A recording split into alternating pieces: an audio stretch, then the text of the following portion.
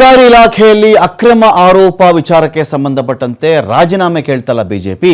ಇದಕ್ಕೆ ಅಬಕಾರಿ ಸಚಿವ ಆರ್.ಬಿ. ತಿಮ್ಮಾಪುರ ಟಾಂಟು ಕೊಟ್ಟಿದ್ದಾರೆ. ಬಿಜೆಪಿಯವರು ಪ್ರತಿಭಟನೆ ಮಾಡ್ತಾರೆ, ಏನು ಮಾಡೋದು? ನಾನು ಯಾವ ಕಾರಣಕ್ಕೆ ರಾಜೀನಾಮೆ ಕೊಡಬೇಕಪ್ಪ? ಅಕ್ರಮದ ಬಗ್ಗೆ ನಿಮ್ಮ ಹತ್ರ ಸಾಕ್ಷಿ ಇದೆಯಾ? ಸಾಕ್ಷಿ ಇದ್ರೆ ತಗೊಂಡು ಹೋಗಿ ಲೋಕಾಯುಕ್ತಕ್ಕೆ ನೀವು ಕೊಟ್ಟುಬಿಡಿ. ನನ್ನ ವಿರುದ್ಧ ದೊಡ್ಡ ಷಡ್ಯಂತ್ರವನ್ನೇ ಮಾಡಿಬಿಟ್ಟಿದ್ದಾರೆ. ಯಾರೋ ಇಬ್ಬರು ಮಾತನಾಡಿದ್ದಕ್ಕೆ ನಾನು ಏನಕ್ಕಪ್ಪ ಇಲ್ಲಿ ರಾಜೀನಾಮೆಯನ್ನು ಕೊಡಬೇಕು?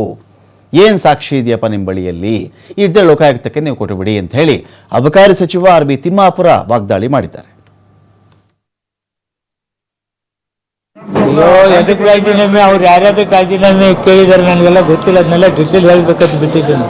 ಏನು ಸಾಕ್ಷಿ ಆಧಾರಗಳಿದ್ರೆ ಕೊಡಲಿ. ಯಾರ ಅಧ್ಯಕ್ಷರು? ಏನಾಗಿದೆ ಅದು? ಏನಿದೆ ಸಾಕ್ಷಿ? ವಿದೌಟ್ ಸಾಕ್ಷಿ ಹೇಳಿದ್ರೆ ಏನಾಗುತ್ತೆ? ಅಲ್ಲ ಸರ್, ಈಗ ಏನು ನಿಮ್ಮ ವಿರುದ್ಧ ಯಾಕೆ ಈ ತರ ಆರೋಪಗಳು? ಷಡ್ಯಂತ್ರಗಳು ನಡೀತಾ ಇದ್ದಾವೆ. ಅದಕ್ಕೆಲ್ಲ ಉತ್ತರ ಕೊಡೋ ಶಕ್ತಿನೂ ಇದೆ, ಅದನ್ನು ನಾವು ಎದುರಿಸೋ ಶಕ್ತಿ ಇದೆ. ಸುಳ್ಳುಗಳನ್ನು ಯಾವ ರೀತಿ ಹೇಳ್ತಾರೆ ಅನ್ನೋದು ನನಗೆ ಗೊತ್ತಿಲ್ಲ. ಸಾಕ್ಷಿ ಪುರಾವೆ ಇದ್ದರೆ ಹೇಳಿ, ನನ್ನ ಮಾತು.